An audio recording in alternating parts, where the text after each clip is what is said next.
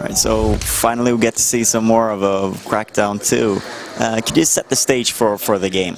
Yeah, Crackdown 2 is set about 10 years after the first game ended, and very briefly the synopsis of the story is that during the players' involvement in the first game, they let loose the freaks from the research centre in the Shaigen Island, and what happened there is that those freaks escaped, and despite the agency's best intentions, it got out of control. So viruses infected the general population of the city.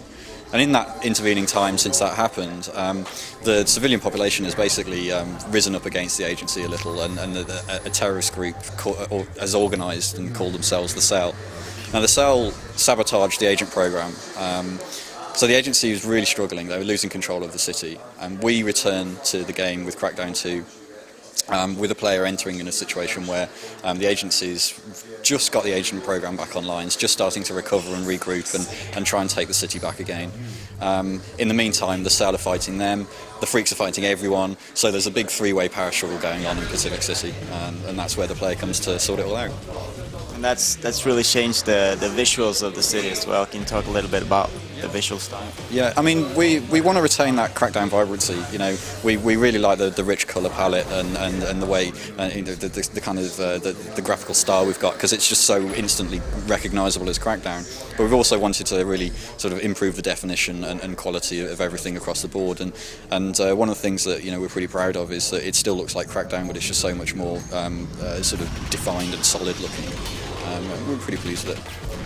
I think the original Crackdown was one of those games that people just couldn't stop playing. It just became addictive, and just the core gameplay was so much fun. Can you talk a little bit about the gameplay and what differences, how you changed it up? Yeah, sure. I mean, one of the things that we wanted to introduce was kind of contrasting gameplay. So rather than it being an aesthetic thing, the day and night cycle of the game now affects the way that you have to play. So daytime you have to fight, against the Cell effectively, and try and retake the control from them. Whereas at night time, everyone's everyone's the enemy of the freak. So the freaks come out at night, and that completely changes the way the game's played. One of the things we wanted to do there was that in Crackdown 1, every time that you tried to interact with a crowd of people, you effectively got punished.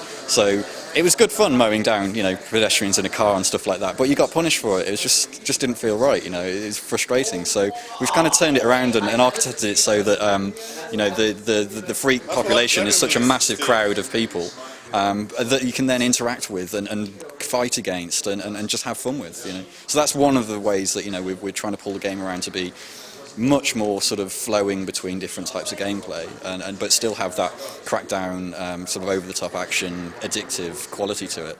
Orbs are back and everything like that, and with a few more surprises, and I think everyone's going to be as addicted as they were the first time.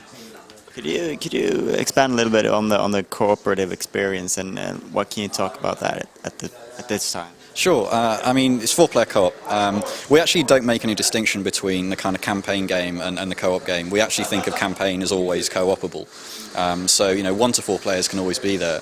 Like the first game, one of the great things about that is it's a completely free-form experience. You could have 4 players on 4 different corners of the world.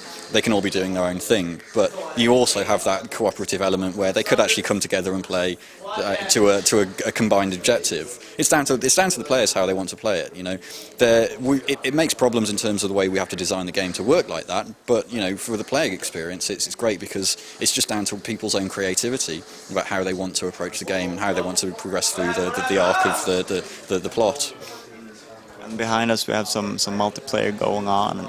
Can you talk a little bit about what we're seeing? Yeah, great. I mean, so this is a fairly simple game mode. It's just straightforward deathmatch, but it's just very obviously Crackdown. I mean, we've got very vertical gameplay. It's deathmatch, but thinking about the sort of up and down of the arena as well. And so you've got introduced. I think I just saw the corner of my eye there. Some of the jump pads being used. So that very quick ways of getting you back onto the top of buildings, because height is an advantage in Crackdown. You don't want to be caught on the ground with a bad weapon because you're going to get killed pretty quickly.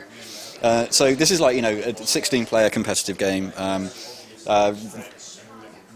Lots of weapon pickups, lots of returning weapons, lots of new weapons that can all be used, and just a very nice, fast-paced, pretty tough at the moment game that feels like Crackdown.